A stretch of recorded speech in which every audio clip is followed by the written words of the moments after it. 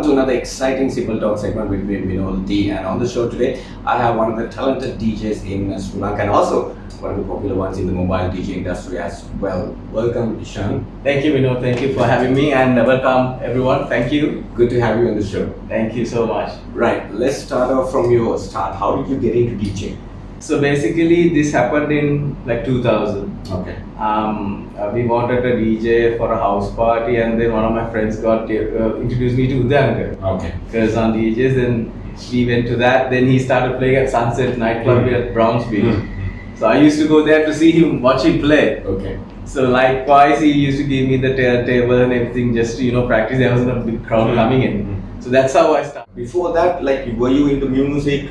Like, you have any experience? Well, I used to listen to a lot of music. I used to do like class parties and all, take two stereo setups, increase the volume of the other one while reducing it like that. No mixes, nothing. So after I met Udayanka only, I totally kept my hands on these turntables and consoles. What's your first moment on the console? Do you remember the moment? Like a proper gig alone. Proper gig alone would have been definitely with him. But I can't remember. Like, it used to be like, whenever he goes for gigs, he takes me as an assistant. So I'm waiting until he gets a chance to go to a washroom and come so that I can mix at least one song. But never, I hardly got it because it comes so soon. So the same song is like still playing. So how did you learn mixing? He's the one who taught me everything. Okay. Like Udayanka is the one who taught me everything. When at that time he had a CDJ 500. So and with CDs, with cassettes before, so you can't see the BPM or tempo or whatever. It was tough times. But somehow because I loved music and I knew music, I think it was easy for me to learn things. So from there onwards, how did you take it to the next level? So from there, what happened was when I was playing with Udayanka, DJing was my part-time thing because I was a full-time cricketer. We'll get into that. So after 13 years, in 2014, I stopped cricket and I thought I'll start on my own. So I DJing? Yeah, I registered my own company, bought my own equipment, and I just from there I went alone as a own DJ. So you were confident that you can do it alone? Yeah. Okay. Let's talk about your company also. So it's called Entertainment ID. So the meaning of ID is like the identity of entertainment. So that's what it's meant. So through that only I perform now. But I do go as Ishan, but my parent company goes as Entertainment. And let's go back into your cricketing career. How did that start? So from school, I used to play cricket. What's your school? Maristella in Nigambo. I used to play cricket. Then I was the under-17 vice captain of the Sri Lanka team for the Asia Cup, which we won. And then I captained the districts, provincials, played for 18, was in the academy. Lots of things happened when I was playing cricket. When was this? In the 2000s? So first class cricket started from 2000. So I played, 99 I think. I played 15 years of first class cricket. My first club was Chilau Marians. I was there for 6 years. Then I joined NCC where I got the chance of playing with Kumar Sangakkara, with the Silva and all the big shots in cricket. So unfortunately, there were no T20s back then. Last stages only they started T20s, I think. Then I played for Coles with Chamindavas, Angelo, Kulasekara, all the stuff. So you have come almost there. I was, but the thing is, the competition was too tough at that time.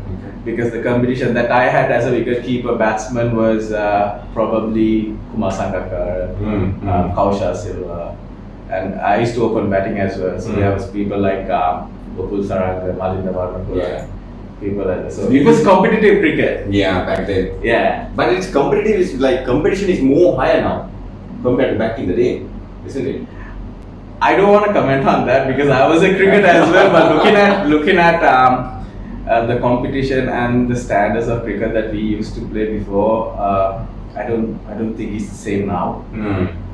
People get a lot of chances, but I don't know, they are not fortunate enough to make use of it. Why did you want to basically stop cricket? What was that moment? Why did you decide to quit?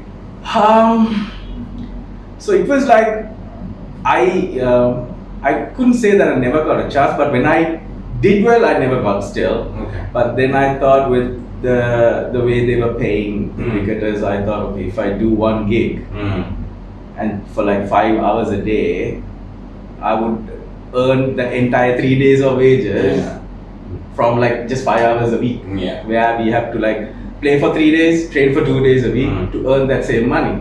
But it's not the money all the time. It's just that you it comes to a point where you realize what will go well for you. So some people always say, how did you switch from cricket to music? Yeah.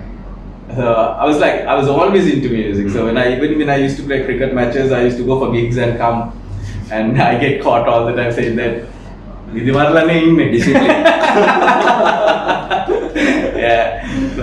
Yeah, but somehow I managed to perform as well. Do you regret giving up cricket now? Straightforward, no, I don't. But looking at the cricket now, I would say that if I had pushed another 5 years, I would have done not almost the same, but at least a bit better. Yeah. You can't get back into cricket again now. I'm playing for a team called Maris Cricket Legends in school. We have an over 40 cricket team. Right. So we play matches against. Yes, we play over 40 cricket matches, like 20 overs, stuff like that.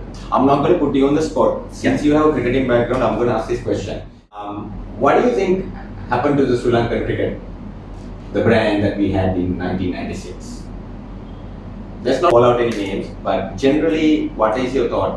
Why this happened to Sri Lankan cricket? I think, well, people say that there was too much money involved. They get paid, but that has to be like that. Because when people develop in a certain things, money should come in.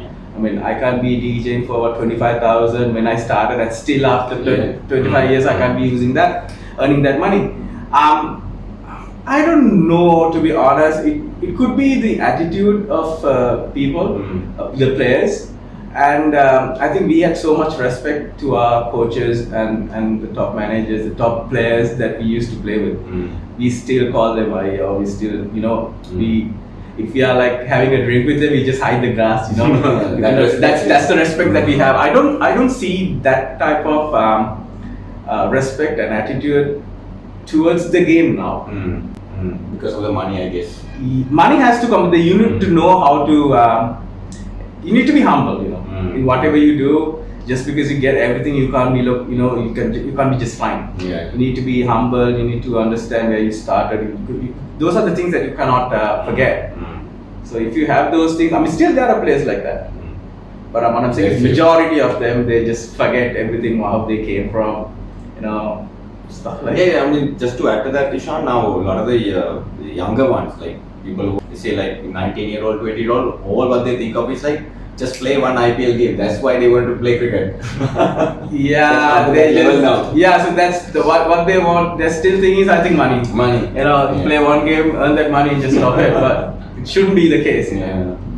Right, moving right away from the cricket, we're coming into music and DJ. Yeah. Okay, you're part of the CDJ as well. Yes. What is your thought on CDJ? How it has helped the industry? So the CDJ we recently, so I'm in the exco, to be honest. So we recently celebrated our 4th year opening the CDJ. Things have been a bit tough because we faced the COVID as well. So there was not much things that and Argali and everything. So there was not much things that what we supposed to do, we couldn't do. But now we are getting on track by introducing. We did a workshop called Beyond Borders, like on how to go international. Like when it comes to marketing yourself, social media, how to present yourself, something like that. So we are starting to do things now. That's the same question a lot of members they ask as well, like what do we get from CDJ by joining? But it's not always what you get. It's just that the knowledge that you get through meeting the pioneers, but when you get a chance to meet, it's not about getting an insurance policy because of your CDJ or whatever like that. So it's a big process. We are trying to, we are almost on track now. We are going to introduce a lot of courses, like workshops like that for the members. Basically more into mobile DJ industry, is that right? Yeah. Okay. Why? I mean, was there any particular reason why you want to stick to mobile DJ? Well, it's how the name has grown now. Because people a lot of say, Ishan is like a more wedding DJ. I used to play a lot of corporate gigs as well. But I think after COVID, the corporate gigs went down a bit. I think maybe because of the budgets and all. So again, I was thinking, yeah, mobile DJing is fine. I just have to work for like 5 hours, and the money is good. And when you say weddings, also I do a lot of destination weddings, like mainly Indian. So that's good. I mean, that's why I always say, like, it depends on what your motive is by DJing. If you want to like earn money soon or something like that, it's always good to be like an open format DJ. I would say a mobile DJ, an open format, because you can at least play in a club even. Whatever said and done, you always have to have like a proper following. If people don't follow you, if people don't talk about you, then you won't get gigs. So for that, you have to be like, you have to push yourself to get there. So how long you've been in the industry now? More than 2 decades? 25 years for next year. Right. So you have a wealth of experience behind you. Yeah. Okay. What do you think we are lacking in the DJ industry? Is there anything that we are lacking after all? Yes. I would say, I think most DJs, I don't know whether they do it part-time or full-time or whatever, they just think for that moment only. I don't know, correct me if I'm wrong. Why I want to say that is looking at the prices that they play. Like, I mean, I can for sure say that there are still DJs who are playing for 50,000, 20,000 rupees. Or maybe less than that also. Yes. So what do you gain out of it? If you are a professional DJ, what do you gain out of playing a gig for 20,000, 15,000 or less by the end of the day when you go home? What is left with you? Is it enough for you to live that week? I'm just saying, I'm just breaking it down to a week. Thinking that we do 1 gig a week. So you might be more than that, but you don't know how to value yourself. So that we need to teach them. Even though we try to tell them, some people are willing to take it, some people are not willing to take it. It's like the cricket situation, the attitudes. So if you have like an open-minded, open attitude saying that I want to get here one day, then you will go. But if you think that no, this is enough for me, to live life, then you will still be there. Is it where this underquoting comes into play? Yeah. So what I'm saying is, everyone have like a benchmark, then the client will have the option of taking from this benchmark whom to take. True. If you say if the benchmark is 30,000, everyone is minimum is 30,000. At least the person who plays for 30,000 will get 30,000. It's your talent to play that gig for 75,000. Then he'll get more. If the 30,000 person thinks that, okay, if I do this I get more, then he will also go there. The thing is, there's no benchmark here. People will want to have, it's like more numbers than quality. That's what I feel. They want to say that, oh, every day I'm playing a gig. But some people, they play 3 gigs and earn the same amount that the everyday person does. So I don't know why people don't understand that theory.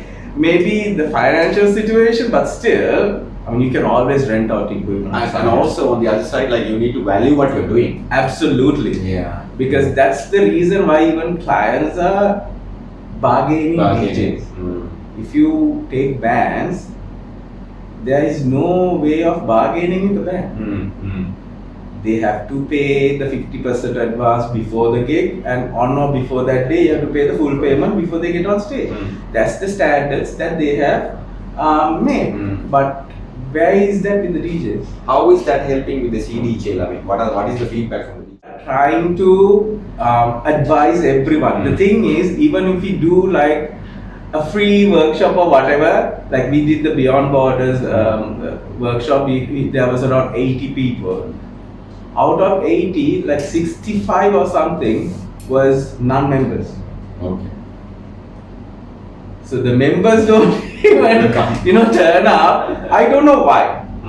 Because there is always underquoting, backstabbing in this society of DJs. If we can get together as one community, we can do wonders. Definitely we can do wonders.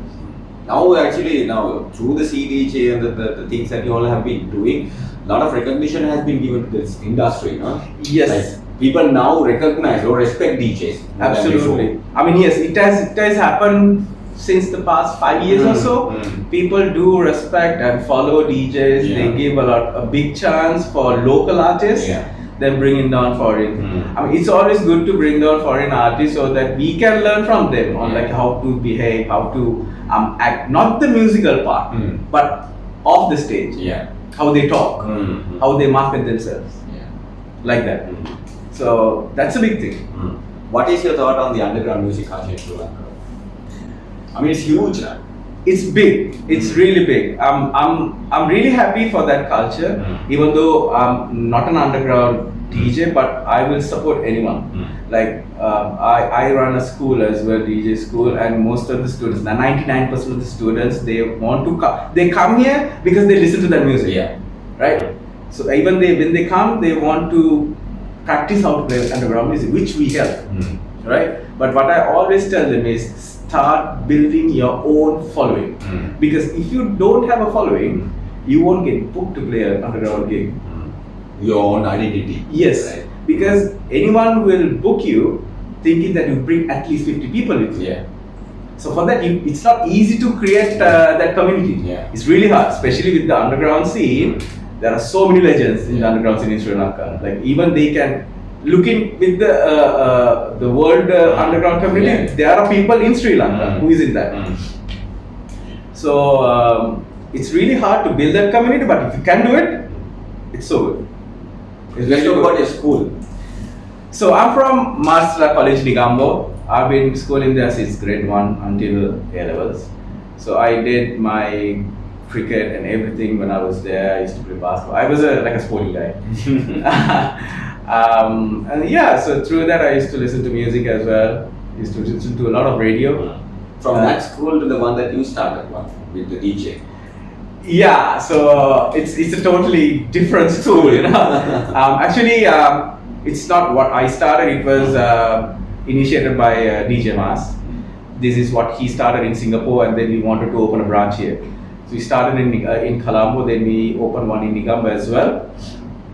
So it's like basically we teach from scratch on how to DJ, from how to connect the entire system. From that, then we have another level of DJing, saying we teach you like mixing, scratching and everything, juggling, scratching. So those are more advanced. But what I always say is you just do the basic, you're good to go to earn money. And we also do production courses as well. So yeah, it's called DJ Center. So everybody who is interested, I can put the links in the description so you can contact him, right? Yeah. Right. Let's talk about since we were on the subject of producing, you have 2 tracks, if I'm not mistaken. I have released 2 tracks. How did you get into producing? This all happened during COVID. There's nothing to do. There was nothing at home. I mean, I was just performing live on social media, converting my room entire to a studio, and just making other people happy. So somehow I learned production through Subhan. He was the one who taught me production, and then Mas. So Mas was like, why don't we do a song? I was like, okay.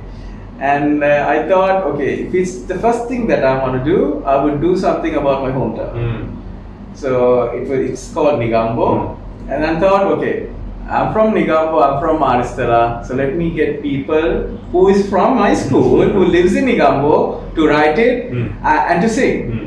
So I got Sampath Fernandapole to write the lyrics, and Pramukh Kelika to sing the song. How was the response? It was pretty good. Everyone loved it. Everyone who is abroad, especially. And from Negombo, they loved it because there was a song to mention, to sing about Negombo, right? And Ishan, he's from St. Mary's, I think. So he's the one who mastered it and mixed it. So the response was good. Some people are saying we can't, like most of the DJs, they were saying that we can't play this in Colombo because it's a Negombo. I said, it's fine. I never want this to be, popular song, but I just wanted to do something from my hometown. So what is your plan in production? Are you going to continue making music? Yes, I will continue, but not as to earn money or to something like that, but just for fun, something like that. I like. It's always nice for a DJ. It's always nice to have your own songs and that you'll be able to play it when you're playing. So the second one was called One More Dance. I did that with a Nigerian girl called Oni, and the Sankabi. Is it out? Yeah, it is released. Okay. Sankabi did the lyrics. Okay. So I'm doing 2 more songs with Oni. We just in the final stages of releasing it. Thinking of putting out an album? Let's see. I'm more like a Afro person these days. I mean, So up to now, it's all Afro stuff that I'm going on with, but never know. It's the trend, yes. So we never know what will happen there. Since you were mentioning about the destination wedding in Sri Lanka, what is your thought on the whole destination? And I mean, it's attached to the tourism industry, right? Yeah. So what is your thought? I mean, there are a lot of Indian weddings happening in Sri Lanka. Do you ever think like, we are losing out on business? I mean, there are DJs who are coming down. Even the bands are coming down from India sometimes. Yes. So what is your thought? I mean, are we losing out on our business for our guys here? So it's like this again. What I told you. I always am willing to teach some. For now, you get a couple of Indian Bollywood DJs in Sri Lanka. But the thing is, you're not known well for an outsider to believe in you. Yeah. So for that, you need to be very good with your social media and how you market yourself. So somehow I'm lucky to get a lot of gigs through a lot of wedding planners. They help me like promoting me, somehow trying to get the gig. So even now, I always tell the youngsters, try to do something different where you will be running that place. Like what I do now. I'm not saying that I'm running the Bollywood scene, but I'm just wondering if you take we just say we have 5 Bollywood DJs in the country who are 30 and above. I'm just saying. Yeah. So after that era finishes, there won't be any Bollywood DJs in Sri Lanka. So those situations is our DJs are creating itself. So if we don't have Bollywood DJs, they have to bring one up. Yeah.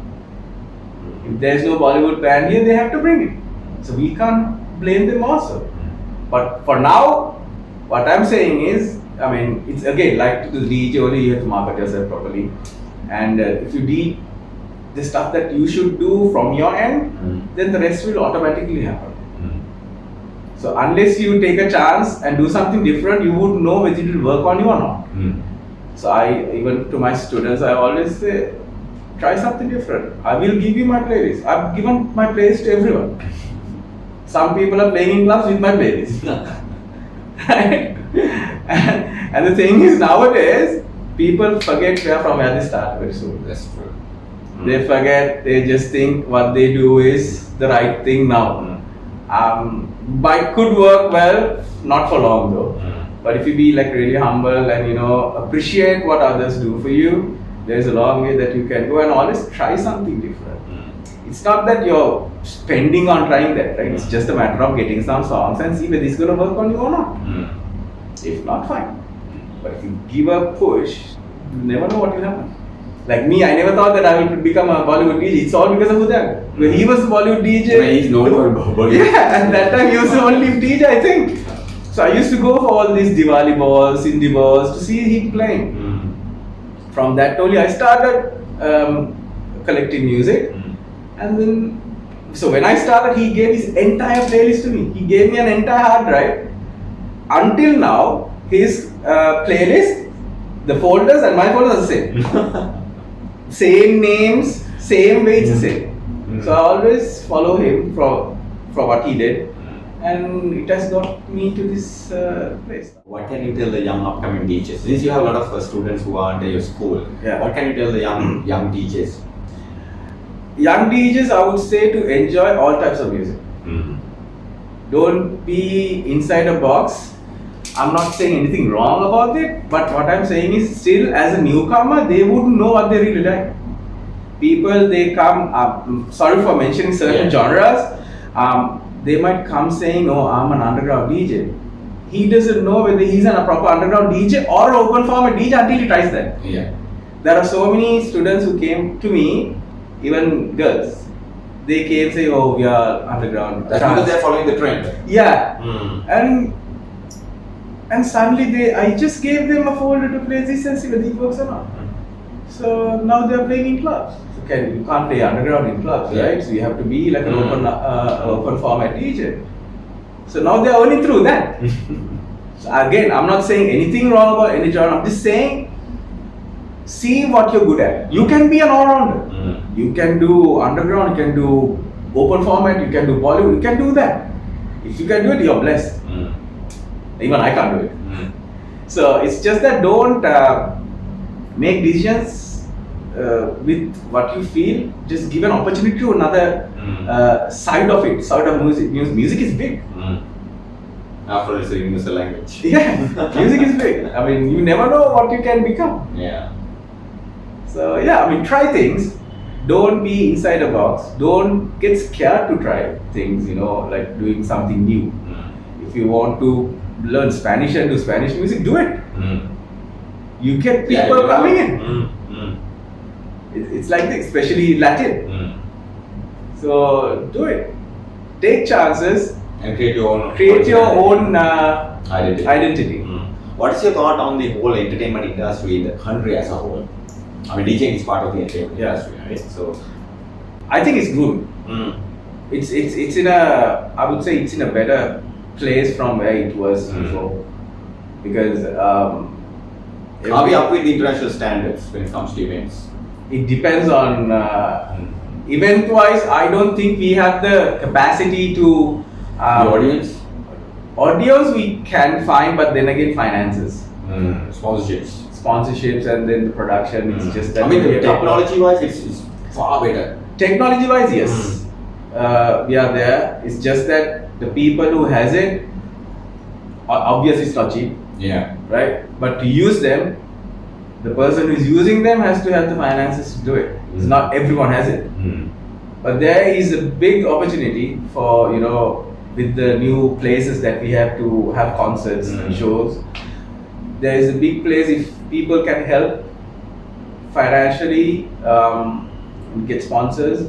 There are a lot of talented event planners. Yeah, and also the artists, DJs, sound Absolutely. guys, lighting. Yeah. So we have everything. I mean, I remember one time we had the sunburn also back in 2012 or 13. Yes. So after that, we never saw an international. We never saw. What was it? I can't even remember the last international artist who came. Apart from an underground DJ, like an artist. But 3-4 years We back, used to bring people like Sean Paul. I think it's the economy, like you said. Yeah, I think it's getting back on track. It's just that we need to give time. And also, we don't have a bigger market. I mean, India is huge, so they can afford it. But when it comes to an event, how many people will go? Yeah, So and the other 2000, thing the other thing is when we do an event like this, we market only in Sri Lanka. Yeah. Like when Singapore does it, they market outside Singapore also. But we don't do it.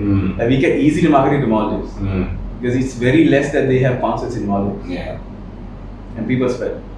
And then you have India, you have Malaysia, Singapore. But we don't touch those areas when we plan a big event. We only think of, like I said, I don't use Sri Lanka, we always think inside the box. We are in Sri Lanka looking only at Sri Lanka. We are in chat with DJ Ishan. Don't forget to subscribe to the channel. Also reminding you that we are coming to you live from the DJ Academy, and if you want to learn any about the DJ Academy and if you want to follow any courses, I'll put the link in the description so you can contact them any time of the day. Right, final question, Ishan. In your journey so far, who do you want to thank? First, before I got the support from that, it was, I think, I would like to thank Udayana first for teaching me from the basics, from lifting speakers to connecting the entire setup, from sharing music and everything. While for that 13 years which I was with him, I used to even live at his place.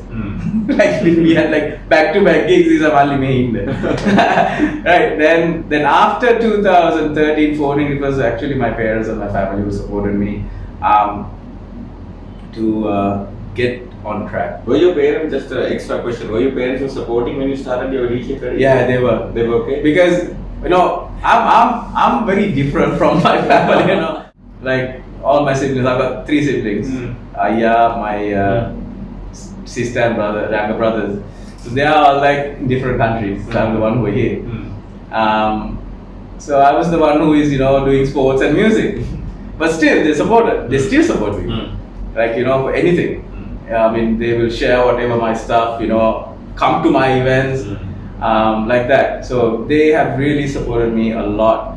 when it comes to, getting when you are like have nothing and getting everything at the same time, it's not easy. Yeah. It's a lot of money involved. Because DJing is not easy. It's not cheap. Yes. It's very expensive. If you take a normal mobile DJ rider, I mean, it's easily more than 2 million rupees. Yeah. So that is what some people don't understand, and they play it for lesser amounts.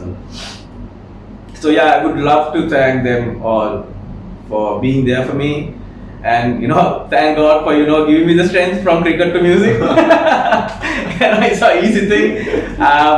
So yeah, I mean, things have worked really well for me, thank God. And yeah, I'm looking forward to do the good things, and if there's anyone that I can help, I would help them with anything, music-wise, advice. If you want a playlist, I'll do that.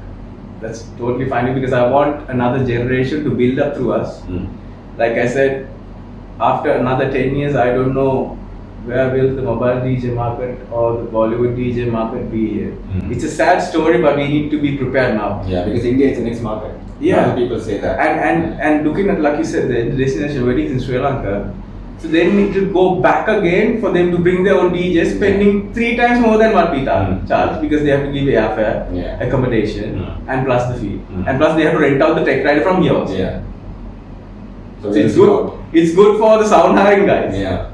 But what I'm saying is, when we have the talent, why aren't we using it? Good. Let's add on to that also. What is your future plan?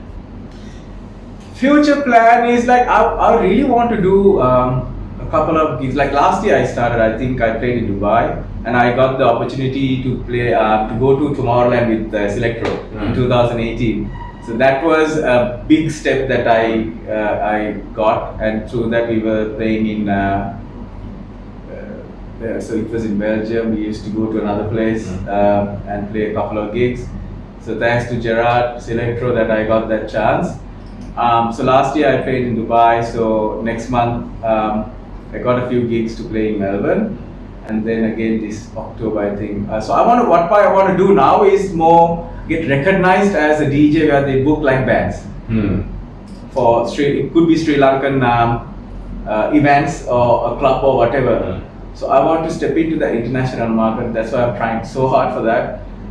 Like I said, if you don't try, we don't know whether we can go there or not. Yeah. So I've already done my marketing part for Melbourne. So through that I got gigs. I didn't get gigs before going to Melbourne. I even wanted to go there because my sister lives there.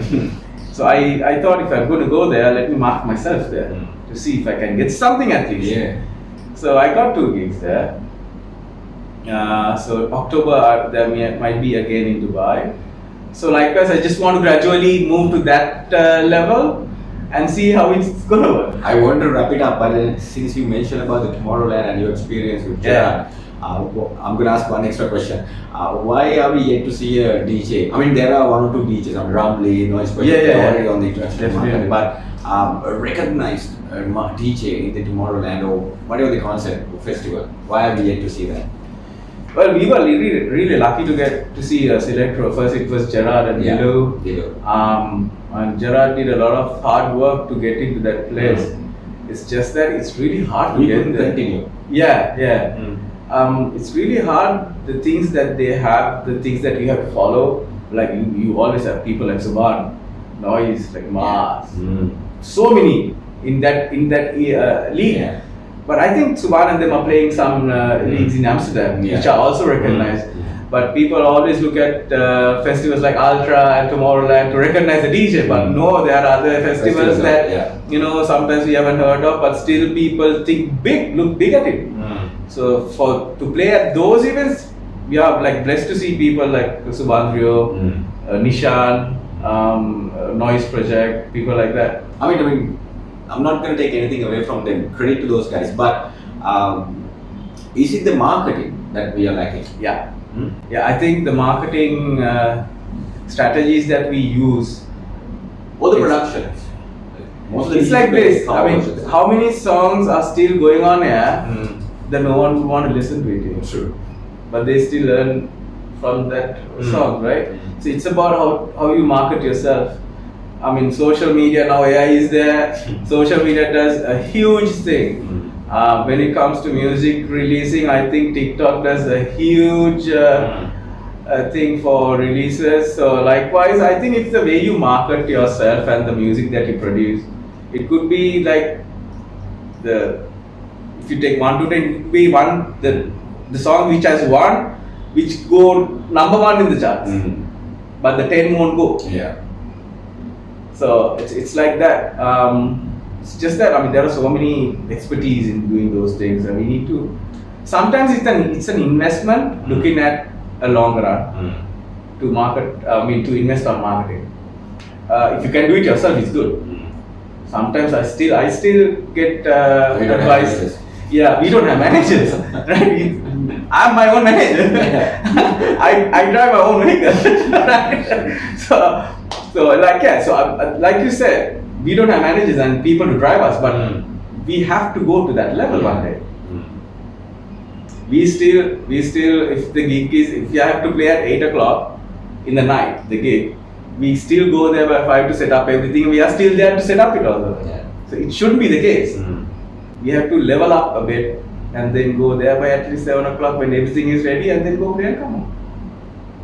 That's the standards that we have to come. But if we are still in that box, I mean, things won't happen.